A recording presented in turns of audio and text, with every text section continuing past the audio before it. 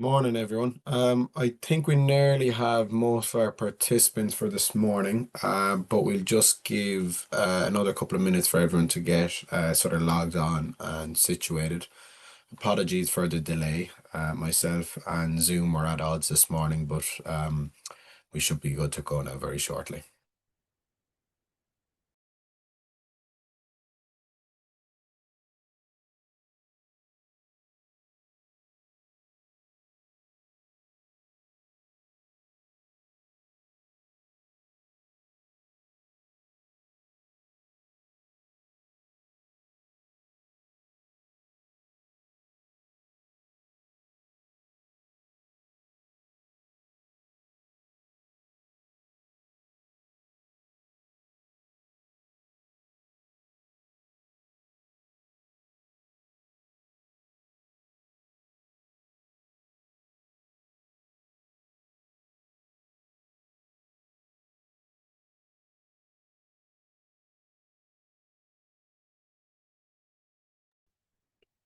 So I'll give just to 34 minutes past and then we'll get underway.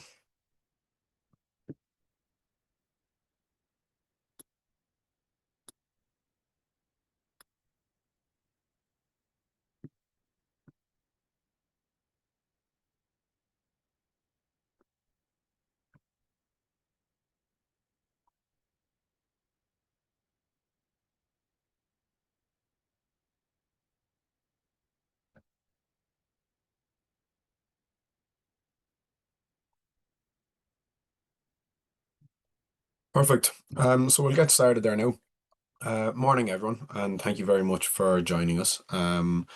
This today's session is scheduled to run for about 30 minutes, with time for questions at the end. But please, if anything pops up at any stage that you want to clarify or you want to chat a bit more about, please just pop your questions into the Q&A box, and I'll address them as we go, or at the end, just depending on the flow of things. I am on my own this morning, so if I do miss a question, please just give me a little reminder there.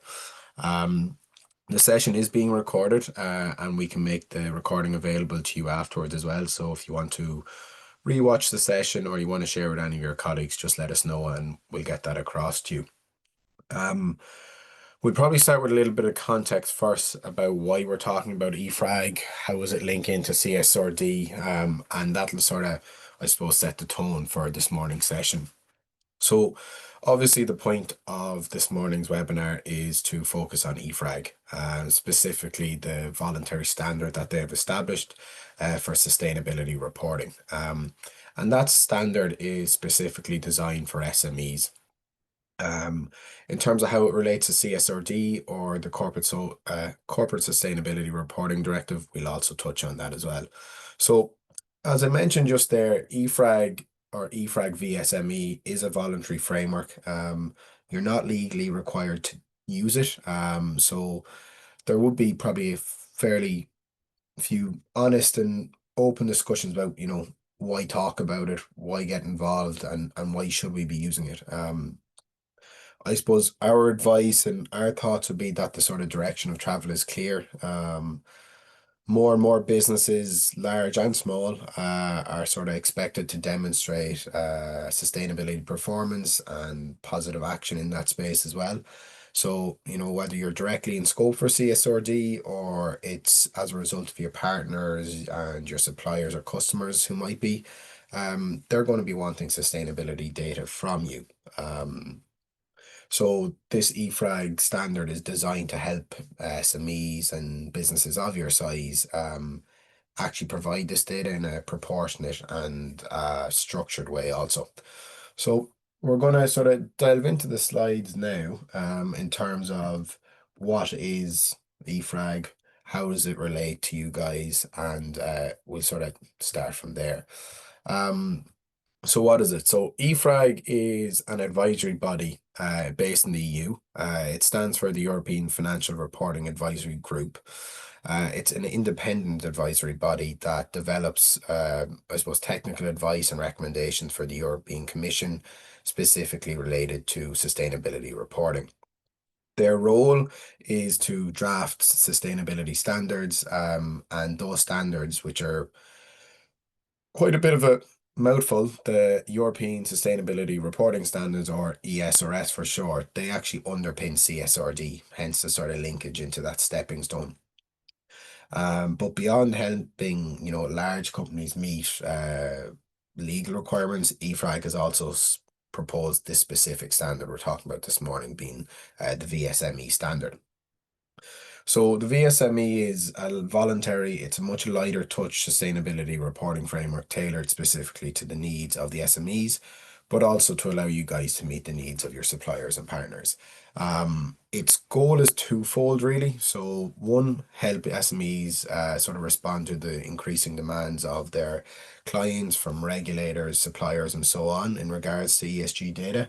And also to offer a clear pathway for those wanting to align with best practice, even if you're not legally yet required to do so. I mentioned, I suppose, there at the start of the call that the direction of travel is clear.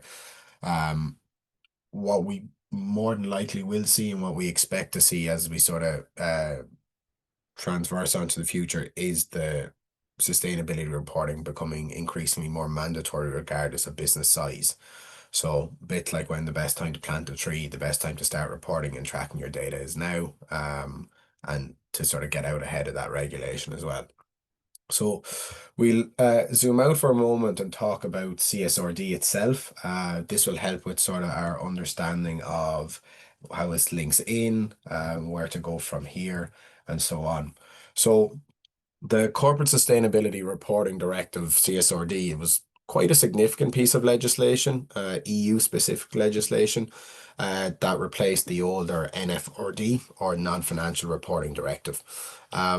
It requires companies to disclose quite detailed information on their environmental, social, and governance impacts, both internal and external to the business, and to do so in line with those ESRS standards that I just mentioned.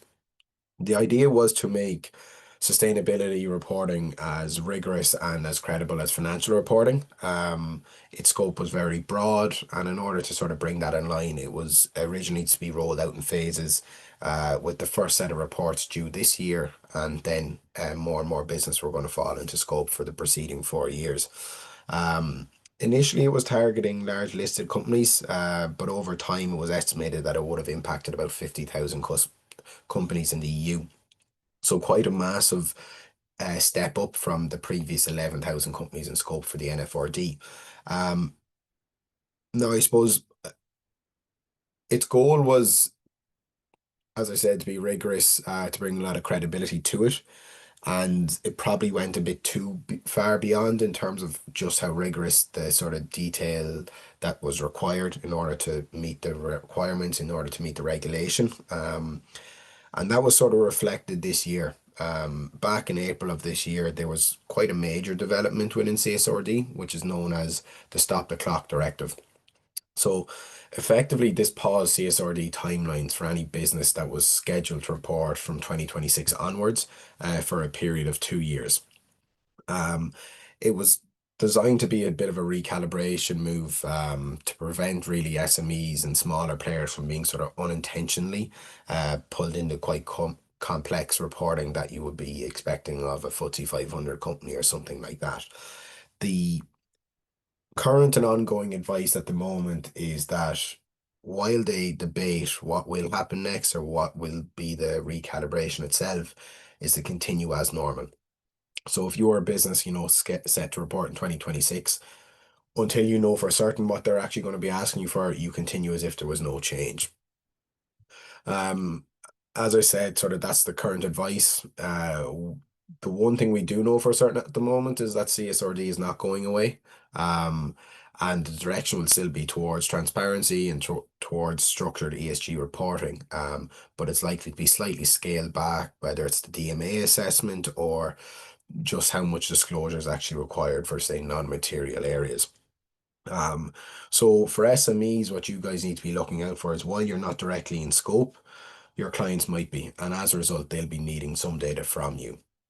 So This is where EFRAG comes in, really, that in order to meet client demands and to help you get, I suppose, in line with any regulations, to help you guys meet those demands, EFRAG's role really is central here. Sort of what should be evident now at this stage, sort of from the last 10 minutes or so, is that EFRAG is really the technical engine behind CSRD. It is the foundations of it, and it really drives the direction in which reporting goes. Um, those standards, the ESRS, define what companies need to report and how. So I would have mentioned the DMA there, which stands for a double materiality assessment. And for anyone on the call who is familiar with accounting standards, double materiality or even materiality will be something you're familiar with. Essentially, you have to score the standards from both an internal and external perspective, and that determines how you report. There are 12 core ESRS standards, which cover areas across climate change, pollution, your workforce, and even governance. Um, and those standards also play a bit of a harmonization role within sort of sustainability reporting, ensuring that the standards align with some other global frameworks. So, again, from an accounting point of view, they're aligned with the ISSB standards. So that is IFRS S1 and S2, I believe. The GRI, which is the Global Reporting Initiative.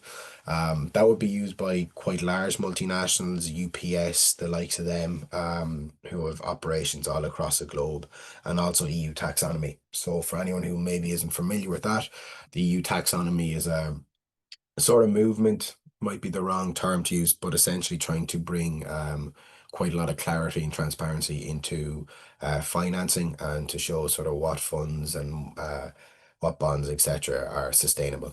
Um, so how does the EFRAG VSME standard fit into all of this as a stepping stone?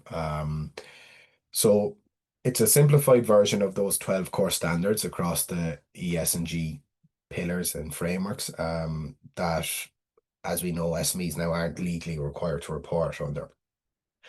It's particularly valuable probably in, two instances. So supply chain pressure that we've touched on. A lot of your large partners or suppliers who will fall into scope of CSRD either already or in the coming years will be looking to chat to you guys about their own DMA assessments, about your own ESG activities. Some examples would be, for example, for shipping businesses, anything like that. If you were a shipping supplier for any sort of retailer, they'll be coming looking for data on your shipping emissions, for example. And this standard gives you a very clear and easy way to meet it. For example, your reporting is done on a greenhouse gas standard, and essentially you fill out a sort of checklist or a framework to answer your social and your governance aspects. There's also the investor and financial pressure sort of side of things. So lenders, investors, banks, especially within the EU and in Ireland, we're seeing a move towards increased questions around your sort of sustainability footprint, around your carbon footprint, and that does go towards your scoring in terms of what monies have made available to you, the rates at which it's made available to you. And even if you're submitting tenders nowadays, we're seeing companies with green credentials getting scored higher, based off that and how they can deliver that service in a green way. So what is involved within the EFRAG VSME reporting? How does it work? And sort of why really you shouldn't be afraid of it. So one of the most helpful aspects really of the standard is that it's a two-tiered structure. So you can really sort of use that flexibility within it, and that it's not a one-size-fits-all scenario like CSRD used to be. So you have your basic reporting standard, that's effectively the entry level. And it's perfect probably for smaller SMEs or those that are just starting out maybe on their sustainability journey or their ESG journey even. And it focuses on the material ESG issues. So the things that really matter for your business and your stakeholders. Some of the key disclosures that would be required is your scope 1 and 2 emissions in line with the Greenhouse Gas Protocol standard. Essentially, what that means is it's looking for any fossil fuels that's burned during your business's everyday activities and the electricity that's purchased from the grid. So your fossil fuels would be your vehicle usage, it will be your building's heat, and typically it's then refrigerant. So if your business has any air conditioning, that will cover it off. And you'll realize quite soon that actually tracking down those utility bills or the expense exports, it's actually quite manageable and quite easy to do. Um, the standard, the basic entry standard will also ask for some information around water and waste consumption and usage, which can also 9 times out of 10 be found quite easily off some form of a bill or an invoice. Um, from the S and the G side of things, it will be asking for some information around diversity metrics, around employee well-being, and from a governance point of view, it'll be talking around your ethics and sort of anti-corruption and bits like that. A lot of this will be quite standard stuff to most of you guys, and if you've ever filled out a tender, it's a lot of information that you'll enter into those tenders anyways. It is a great start to building out an ESG profile, especially for those of you who are getting requests from, larger customers or larger investors. It will satisfy those requests for you guys as well. The second tiered in the approach is the comprehensive reporting. So this goes slightly further than the basic, no surprise there. And it's a slight step up, but it's still really it's quite manageable. So it's probably designed for a medium-sized SME or those who have a bit more of a significant sustainability exposure. Um, the ESG topics required are broader, and the actual report itself is slightly more structured. So on top of your scope 1 and 2 emissions, you will need to report on partial scope 3 emissions. Um, it is aligned with the EU taxonomy as well. There is questions around biodiversity, around the circular economy if you're a business that manufactures any goods. And your social side of things, it'll go a bit deeper and delve into sort of human rights and supplier due diligence. So are you checking supplier policies and any potential incidents they might have had and recording them as well when you do choose a supplier? And then in terms of the governance, it's still fairly standard, but it'll go into slightly more questions, and it will also ask you about your sort of risk management strategies as well. So the sort of comprehensive module is really it's perfect for an SME that is in a high impact industry, maybe food, fashion, manufacturing, where the circular economy is a bit of a buzzword now that you'll be well familiar with of how do we get the most out of this material or product and ensure the least amount of waste and bring it back to ourselves, or even for an SME that really just wants to future proof yourself and align a bit more closely with CSRD. The idea really is that you can, you start small, depending on which tier you take, and you scale it up as your business and the demands on it also evolve. Um, so, look, I've mentioned there CSRD is paused in theory for sort of 2 years, even though the advice is to continue as normal. We've also said that it's a voluntary standard, that there's no legal requirement for an SME to do it. So you would be quite right in asking, well, why start now if it is voluntary and CSRD is delayed? But there's probably a couple of very good reasons why. You will, stay ahead of supply chain and investor demands. Whether or not you're required to report yourselves or it's something that's on the roadmap for your business, your stakeholders more than likely will be, and they're going to need data from you, similar to the expectation that reporting is going to become ever increasingly more mandatory. It is likely that more and more businesses will move away from suppliers who can't provide ESG data coming forward in the future, because it's preventing them from achieving their own sustainability goals or getting the scoring that they need for their own suppliers.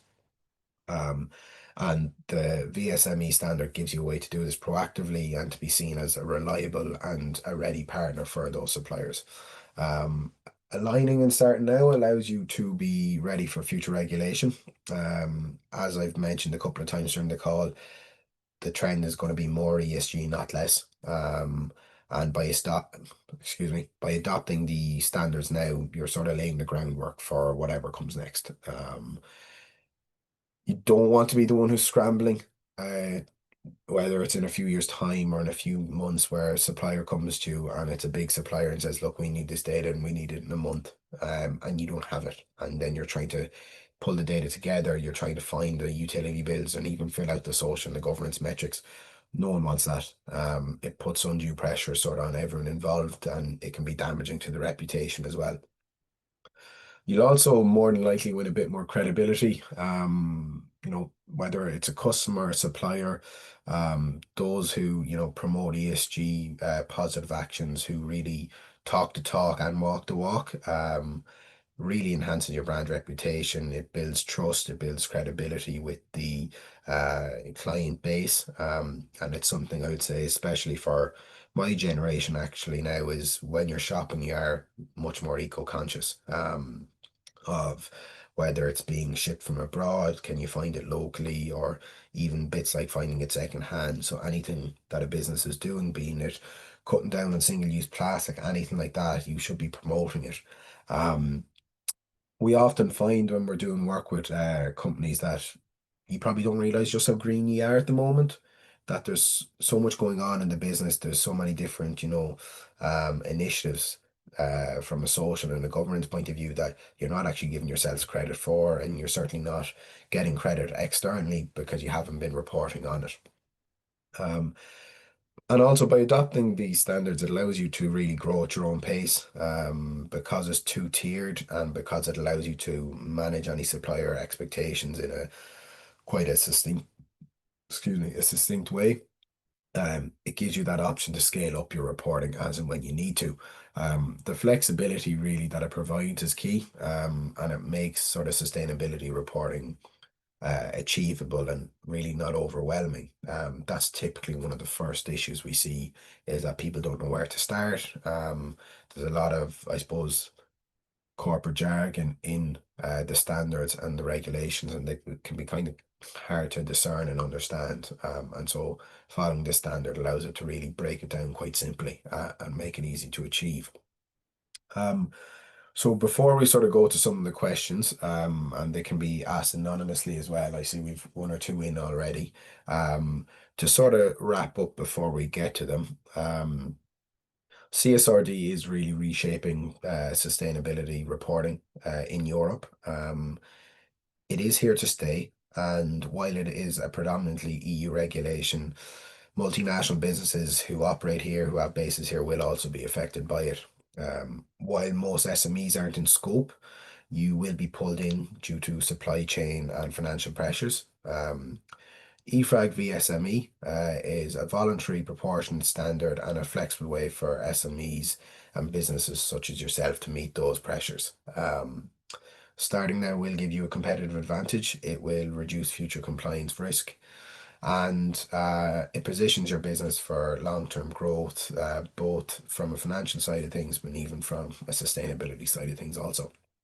Um, Thank you very much for your time this morning. I'm going to go and address the couple of questions that have come in so far. But if you do have any questions, please feel free to pop them into the Q&A box, anonymously if you want, or even just you can put your name to it also.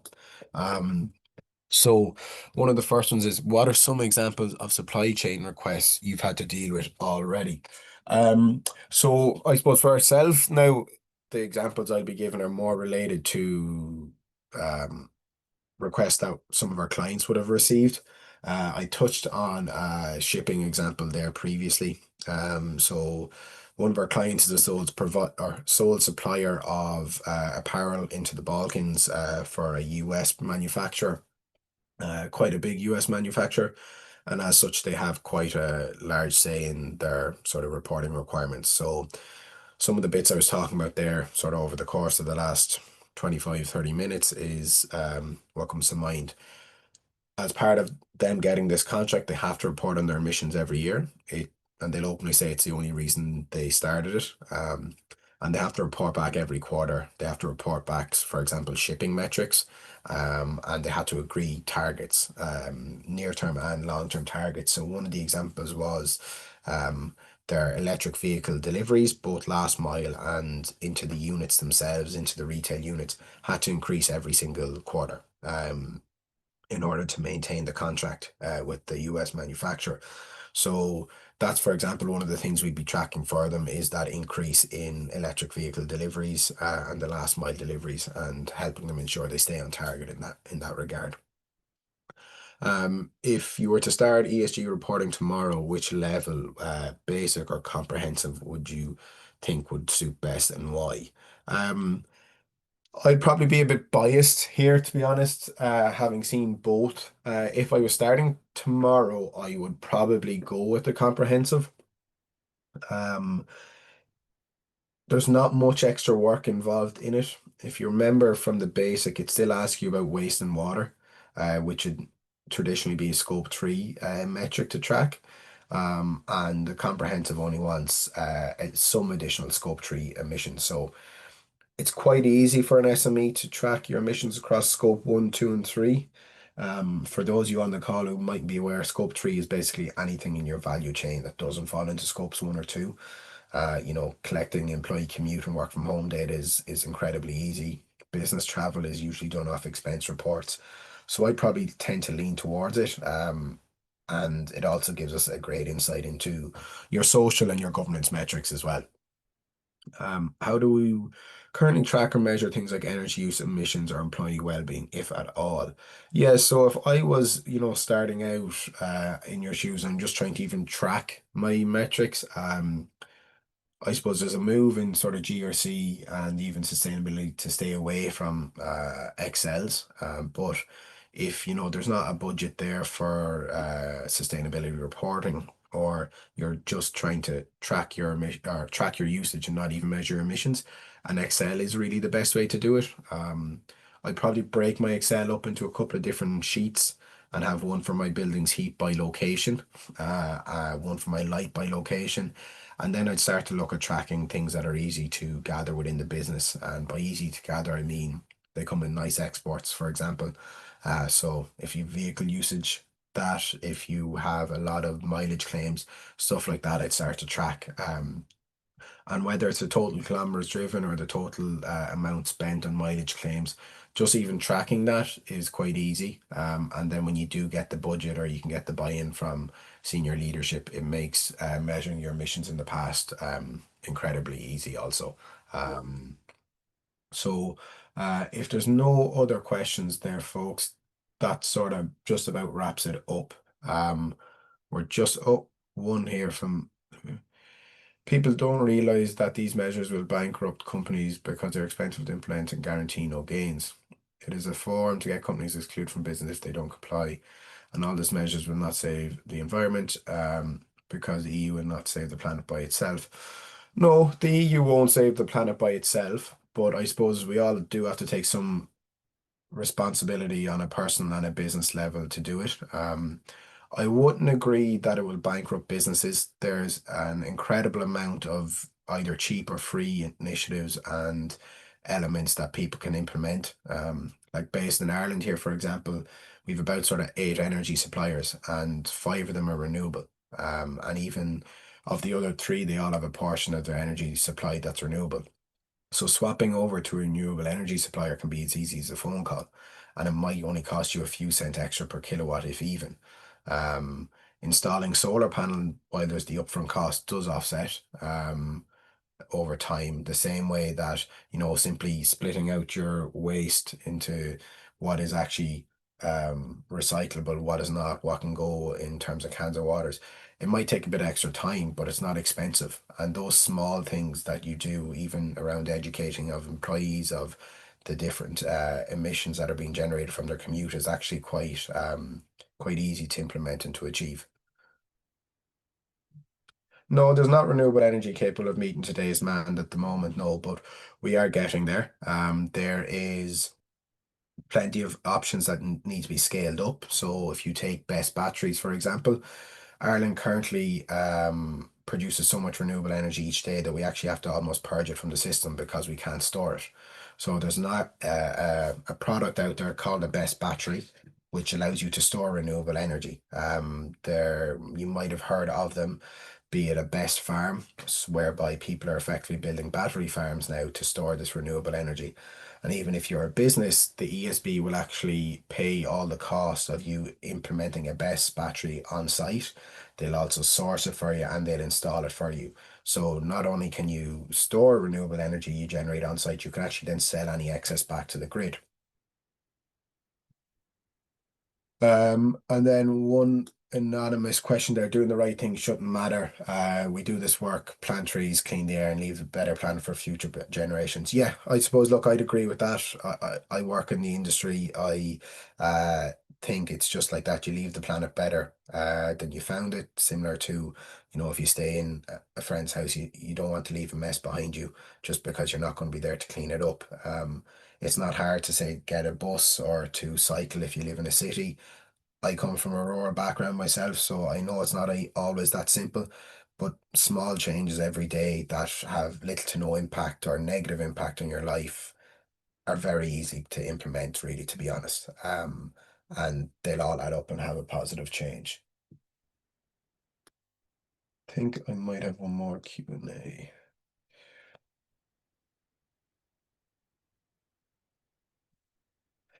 Well, I'm not really sure where the idea is to abandon fossil fuels just yet. The idea is to phase them out. Yes, absolutely. But it would also be worth pointing out that phasing out fossil fuels will lead to, for example, a longer life and a less expensive maintenance for cars.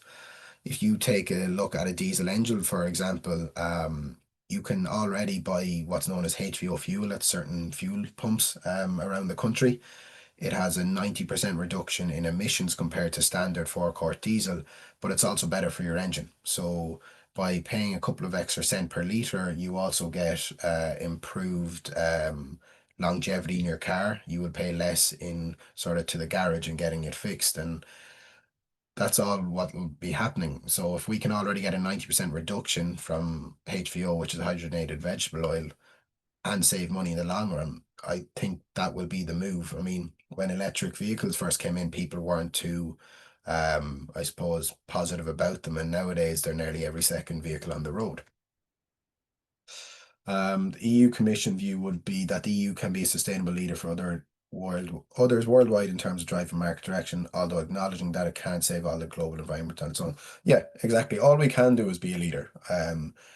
We're always going to be fighting an uphill battle when you compare ourselves to the US, to China. But it's sort of just because it's difficult doesn't mean we should do it and doesn't mean we should pack it in. Um, we are lucky, I suppose, to come from some of nature's most picturesque countries. And if we don't look after it and we don't manage the environment, there won't be a lot to look at and there won't be a lot to enjoy outside of your working life, really. Well, there is an equivalent alternative there, Louis. That HVO fuel is already a drop-in alternative. It's available at the pump, and more of them are coming online, sort of almost every year. Electric vehicles can drive further already. We're increasing the infrastructure around charges for it. And there's options there. When recording mileage expenses, should we consider who is driving EV, petrol, or diesel? Yeah, if you're able to, when you're tracking those metrics, record whether it's a petrol car, diesel car, or an e-vehicle, absolutely you should. So an e-vehicle is considered to have zero emissions for the kilometers driven because the power used to charge them is a scope 2 emission, for example. Petrol and diesel are just over 0.2 kilos of CO2 per kilometer driven in them. You can go further as well, so you can actually go down to the size of the engine that's being used and measure off the CCs to get really accurate. But if I was starting out, I probably wouldn't advise it unless you're in a real small business whereby that's very easy to achieve and to track. Yeah, to produce them, there is a high amount of emissions. An e-vehicle, though, becomes carbon neutral after about 70,000 kilometers, whereby driving a regular diesel or regular petrol car will not ever become a carbon neutral unless you switch to alternative fuels such as a HVO, and even then you will still produce about 10% of a standard fueling option. You can't support them today, Louis. No, absolutely not. But we are making improvements. We're adding best batteries. There is working plans to do it. So it's not an alternative right now. No, absolutely not. But the plan is that by 2050, Evair will be carbon neutral. So there's absolutely work to be done. There's loads of work to be done. But we know we're not going to have the work done today. The idea is that businesses come together, people, families come together to make the small changes so that we can implement these alternatives over the next number of years, and fix that. Um, it's not going to be easy, absolutely not, but it needs to be done. So I'd say we can just about wrap it up there. Everyone, thank you very much for your time. And if you do have any follow-up questions, please feel free to get in touch. I'm more than happy to answer them at any stage. Thank you.